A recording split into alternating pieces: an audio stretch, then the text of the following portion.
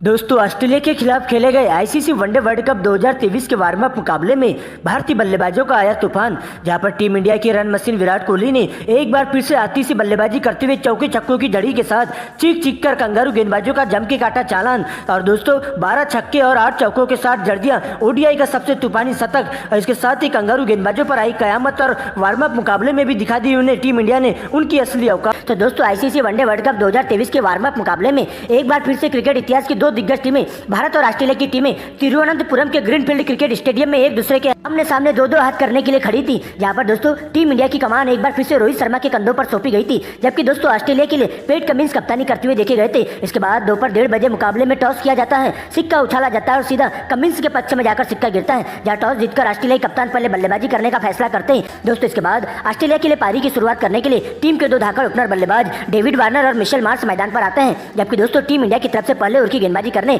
जसप्रीत बुमराह की एंट्री होती है। जहां पर दोस्तों उनका सामना होता है मिशेल मार्श से, और पहली ओवर में मिशेल मार्श के द्वारा आती सी बल्लेबाजी देखने को मिलती है। यहाँ पर बुमराह को टारगेट करते हुए ओवर की अंतिम दो गेंदों पर बैक टू बैक दो फाइन लेग की दिशा में करारे चौके जड़ देते हैं और पहली ओवर में 8 रन बटोर लेते हैं। लेकिन दोस्तों, इसके बाद दूसरे ओवर में मोहम्मद सिराज गेंदबाजी करने आते हैं, जहां उनका सामना होता है डेविड वार्नर से, और पहली पटकी हुई बाउंसर गेंद पर गगनचुंबी छक्का लगाकर सिराज पर दबाव बनाना शुरू कर देते हैं। और दोस्तों, इसी ओवर की अंतिम गेंद पर फाइन लेग की दिशा में एक और करारा चौका उनके बल्ले से देखने को मिलता है। इसके बाद तो तीसरे ओवर से दोनों बल्लेबाज अपने गियर बदलते हुए पांचवें गियर में बल्लेबाजी करना चालू कर देते हैं, जहां पर अच्छी गेंदों को छोड़ते हुए खराब गेंदों पर दोनों ओर से चौके छक्कों की झड़ी के साथ बड़ा शॉट मारना चालू कर देते हैं और गेंद को मैदान के हर कोने में पहुंचाते हुए टीम इंडिया के तेज गेंदबाजों पर पूरी तरह से हावी हो जाते हैं। और देखते ही देखते 10 ओवर की समाप्ति पर टीम के स्कोर को बिना विकेट गंवाए स्कोर बोर्ड पर 65 रनों तक पहुंचा देते हैं। लेकिन दोस्तों, इसके बाद कप्तान रोहित शर्मा 11 ओवर की गेंदबाजी टीम के नए तेज गेंदबाज प्रसिद्ध कृष्णा के हाथों में थमा देते हैं, जहां पर डेविड वार्नर का विकराल रूप देखने को मिलता है और कृष्णा को टारगेट करते हुए तूफानी अंदाज में बल्लेबाजी करना चालू कर देते हैं।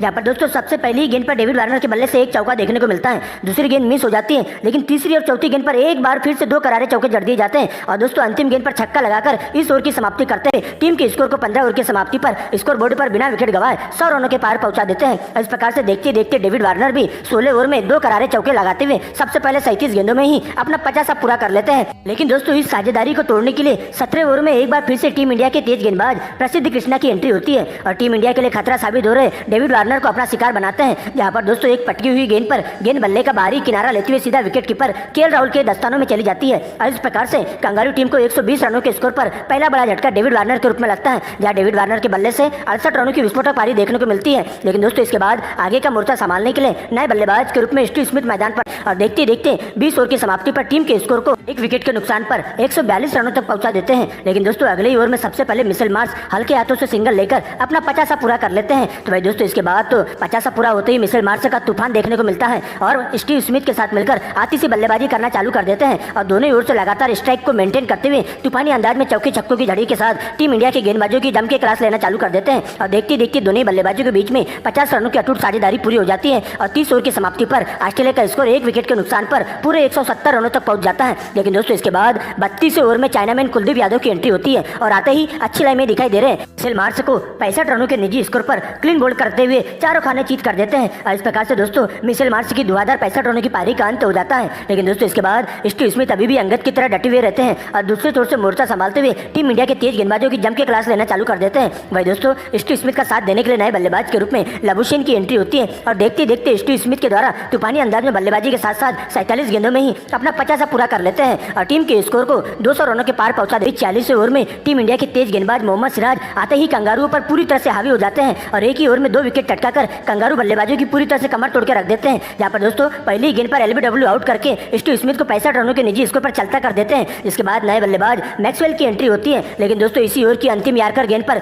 चारों खाने चीत करते हुए उन्हें क्लीन बोल्ड कर देते हैं और बिना खाता खोले ही मैक्सवेल को भी पवेलियन का रास्ता नापना पड़ता है और इस तरह से एक ही ओवर में 2 विकेट लेकर कंगारू बल्लेबाजों की हालत खस्ता कर देते हैं। इसके बाद दोस्तों लबुशेन का साथ देने के लिए नए बल्लेबाज के रूप में कैमरन ग्रीन मैदान पर आते हैं और आते ही अपने बल्लेबाजी का शानदार नमूना पेश करते हुए दिखाई देते हैं। जहां पर दोस्तों सबसे पहले 40वें ओवर में कुलदीप यादव को टारगेट करते हुए तूफानी अंदाज में 2 छक्के और 2 चौके उनके बल्ले से देखने को मिलते हैं। लेकिन दोस्तों इसी बीच एक बार फिर से 44वें ओवर में कैमरन ग्रीन के सामने कुलदीप यादव ही आते हैं, जहां पर दोस्तों आती सी बल्लेबाजी करते हुए इस ओवर में एक बार फिर से 3 गगनचुंबी छक्के उनके बल्ले से देखने को मिलते हैं। और इस प्रकार से 45 ओवर की समाप्ति पर ऑस्ट्रेलिया का स्कोर 4 विकेट के नुकसान पर स्कोर बोर्ड पर पूरे 260 रनों तक पहुंच जाता है। पर दोस्तों अंतिम के 5 ओवरों में दोनों ओर से चौके छक्कों की झड़ी देखने को मिलती है, और जहां पर दोस्तों सबसे पहले 48वें ओवर में 2 छक्के 2 चौके और 2 सिंगल के साथ सबसे पहले लबुशेन अपना अर्धशतक पूरा कर लेते हैं। तो वही दोस्तों 49वें ओवर में एक बार फिर से कैमरन ग्रीन का कोहराम देखने को मिलता है, जहां पर दोस्तों टीम इंडिया के तेज गेंदबाज बुमराह की हालत खराब करते हुए 22 रन कूट दिए जाते हैं। तो वही दोस्तों अंतिम ओवर में एक बार फिर से चौके छक्कों के साथ दोनों बल्लेबाजों के द्वारा 20 रन बटोर लिए जाते हैं, और इस प्रकार से पूरे 50 ओवर की समाप्ति पर ऑस्ट्रेलिया का स्कोर 4 विकेट के नुकसान पर 352 रनों तक पहुंच जाता है। और टीम इंडिया को इस मुकाबले में जीत हासिल करने के लिए 353 रनों का लक्ष्य दिया जाता है, जहां पर टीम इंडिया की तरफ से जसप्रीत बुमराह के खाते में 2 विकेट जाते हैं, जबकि मोहम्मद सिराज और कुलदीप यादव एक एक विकेट लेने में सफलता हासिल कर पाते हैं। दोस्तों इसके बाद टीम इंडिया के लिए रनों की बारिश करने के इरादे से भारतीय टीम के 2 धाकड़ ओपनर बल्लेबाज रोहित शर्मा और शुभमन गिल मैदान पर आते हैं, जिनके कंधों पर टीम इंडिया को ठोस शुरुआत देने की जिम्मेदारी होती है। तो वही दोस्तों ऑस्ट्रेलिया के लिए पहले ओवर की गेंदबाजी करने के लिए ऑस्ट्रेलिया के सबसे तेज तर्रार खोखर गेंदबाज मिचेल स्टार्क मैदान पर आते हैं। उनका सामना होता है रोहित शर्मा से, और पहली ओवर में रोहित का बल्ला तूफानी अंदाज में गरजते हुए दिखाई देता है, जहां पर इसी ओवर की अंतिम 3 गेंदों पर 3 करारे फाइनल लेग की दिशा में चौके जड़ दिए जाते हैं, और मिचेल स्टार्क के एक ही ओवर में 12 रन बटोर लेते हैं। लेकिन दोस्तों इसके बाद दूसरे ओवर में शुभमन गिल भी आती सी बल्लेबाजी करना चालू कर देते हैं, जहां पर दोस्तों कैमरन ग्रीन को टारगेट करते हुए पहली गेंद पर गगनचुंबी छक्का उनके बल्ले से देखने को मिलता है। तो दोस्तों अंतिम गेंद पर रिवर्स स्वीप लगाते हुए एक और चौका बटोरते हुए इस ओवर में भी 10 रन आ जाते हैं। दोस्तों इसके बाद तीसरे ओवर में कप्तान कमिंस की एंट्री होती है, जहां पर रोहित का बल्ला आती सी बल्लेबाजी करते हुए चौके छक्कों की झड़ी लगा देता है, और इस ओवर में 2 छक्के और 2 चौकों के साथ 20 रन कूटते हुए कमिंस की पूरी तरह से धज्जियां उधर कर रख देते हैं। और आगे भी इसी अंदाज में बल्लेबाजी करते हुए दोनों ही बल्लेबाजों के द्वारा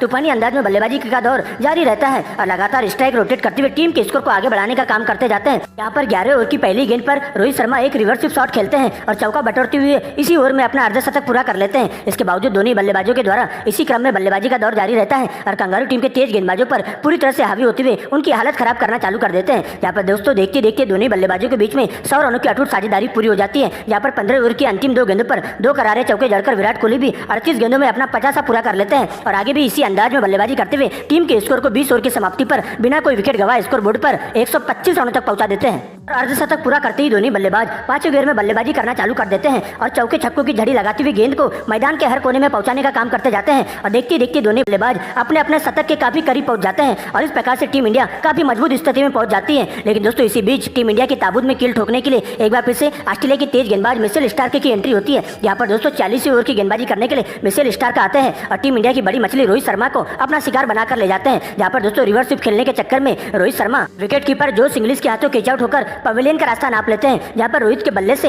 92 रनों की धुआंधार पारी देखने को मिलती है। लेकिन दोस्तों दूसरे छोर से अभी भी विराट कोहली डटे हुए रहते हैं, और अब उनका साथ देने के लिए केएल राहुल की एंट्री होती है, जहाँ पर दोस्तों सबसे पहले विराट कोहली भी आती से बल्लेबाजी करते हुए अपने शतक के काफी करीब पहुंच जाते हैं, और 42वें ओवर में 2 लगातार छक्के और 2 चौकों के साथ विराट कोहली अपना तूफानी शतक पूरा कर लेते हैं। लेकिन दोस्तों दूसरे छोर से केएल राहुल से एक बड़ी पारी की उम्मीद देखी जाती है, लेकिन दोस्तों वो पूरी तरह से फ्लॉप साबित हो जाते हैं, और 43वें ओवर में एक बार फिर से टीम इंडिया को केएल राहुल के रूप में तीसरा बड़ा झटका लग जाता है, जो कि बड़ा शॉट खेलने के चक्कर में सीमा रेखा के पास कैच आउट होकर 20 रनों की पारी का उनका अंत हो जाता है। लेकिन दोस्तों आगे का मोर्चा संभालने के लिए श्रेयस अय्यर की एंट्री होती है, लेकिन दोस्तों वो भी जल्दबाजी कर बैठते हैं, और अगली ओवर में बड़ा शॉट खेलने के चक्कर में बाउंड्री के पास कैच आउट होकर 2 रनों के निजी स्कोर पर कैच आउट होकर पवेलियन का रास्ता नाप लेते हैं, और इस प्रकार से दोस्तों लगातार विकेट गिरने से टीम इंडिया पूरी तरह से बैकफुट पर आ जाती है। लेकिन दोस्तों विराट कोहली अभी डटे हुए रहते हैं, और अब उनका साथ देने के लिए मिस्टर 360 डिग्री के नाम से मशहूर सूर्य कुमार यादव मैदान पर आते हैं, और दोस्तों इस प्रकार से टीम इंडिया को पूरे 45 ओवर की समाप्ति पर स्कोर बोर्ड पर 283 रन बना लेती है 4 विकेट के नुकसान पर। दोस्तों अंतिम के 5 ओवरों में टीम इंडिया को अभी भी जीत हासिल करने के लिए 70 रनों की दरकार होती है, यहाँ पर दोस्तों 46वें ओवर में सबसे पहले विराट का बल्ला जम के गरजता है, और आती सी बल्लेबाजी करते हुए इसी ओवर में 2 छक्के और 2 चौकों के साथ 20 रन कूट देते हैं। तो दोस्तों 49वें ओवर में एक बार फिर से सूर्या के द्वारा आती सी बल्लेबाजी देखने को मिलती है, 26 रन कूट देते हैं, जबकि दोस्तों अंतिम 6 गेंदों में लग रहे 22 रन के लिए सूर्या का बल्ला जम के गरजता है, जहाँ पर 2 छक्के 2 चौके और 2 सिंगल के साथ इस ओवर में 22 रन बटोरते हुए कंगारू के जबड़े से जीत को छीनकर उन्हें क्रिकेट इतिहास की 6 विकेट से शर्मनाक हार दे देते हैं।